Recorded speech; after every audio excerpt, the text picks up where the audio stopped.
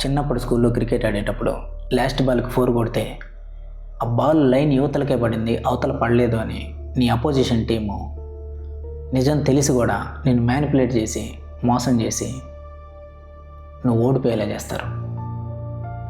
అప్పుడే graduation complete చేసుకున్న ఒక వ్యక్తి, పొలిటికల్ సైన్స్ చదువుకున్న ఒక వ్యక్తి తాను పుట్టి పెరిగిన ఊర్లో ఒక రిఫార్మేషన్స్, ఒక రెవల్యూషన్ తీసుకురావాలని కొత్తగా ఈసారి తానే సర్పంచ్ అభ్యర్థిగా పోటీ చేస్తే అప్పటికే అన్నిసార్లు సర్పంచ్ అయిన ఆ ఊర్లో ఉన్న వ్యక్తి ఇతను ఓడిపోవాలని సర్వదా శక్తి ప్రయత్నాలు చేస్తాడు.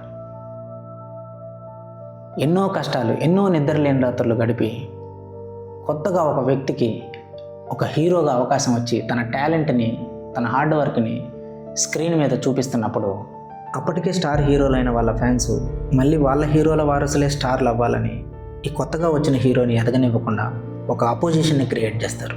16 సంవత్సరాలు కష్టపడి చదువుకున్న తర్వాత నువ్వు కొత్తగా ఉద్యోగంలోకి జాయిన్ అయినప్పుడు నీ హార్డ్ వర్క్, నీ టాలెంట్, నీ శ్రమ, ఈ దారిలో నిన్ను దాటలేని వ్యక్తి నువ్వు పని సరిగ్గా చేయడం లేదని నీ మీద లేనిపోని గాసిప్స్ క్రియేట్ చేస్తాడు.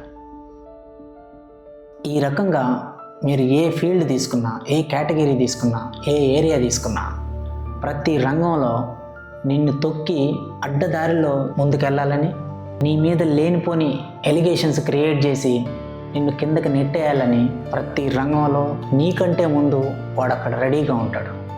అందుకే ఫౌంటైన్ హెడ్లో ఒక డైలాగ్ ఉంటుంది. కాలేజ్ చదువు పూర్తి చేసుకొని బయట సమాజంలోకి వెళ్ళబోతున్న ఒక సివిల్ ఇంజనీర్ తన ప్రిన్సిపల్తో ఇలా అంటాడు: ఇప్పటి నుండి నేను బిల్డింగ్స్ని పాత పద్ధతిలో కాదు, ఒక కొత్త పద్ధతిలో నాదైన ఇన్నోవేషన్, క్రియేషన్తో కడతాను అని. దానికి ఆ ప్రిన్సిపల్ ఇలా అంటాడు: నిన్ను ఈ కొత్త పద్ధతిలో బిల్డింగ్స్ ఎవడు కట్టనిస్తాడు అని. అప్పుడు ఆ సివిల్ ఇంజనీర్, ఎవడు కట్టనిస్తాడు అన్నది పాయింట్ కాదు సార్, కట్టనీయకుండా ఎవడు ఆపుతాడు అన్నదే పాయింట్ అని అంటాడు. This is what the exact philosophy of Ayn Rand. ఆ డైలాగ్ చెప్పిన సివిల్ ఇంజనీర్ పాత్ర ఐన్ ర్యాండ్ సృష్టించిన హోవార్డ్ రోర్క్ది.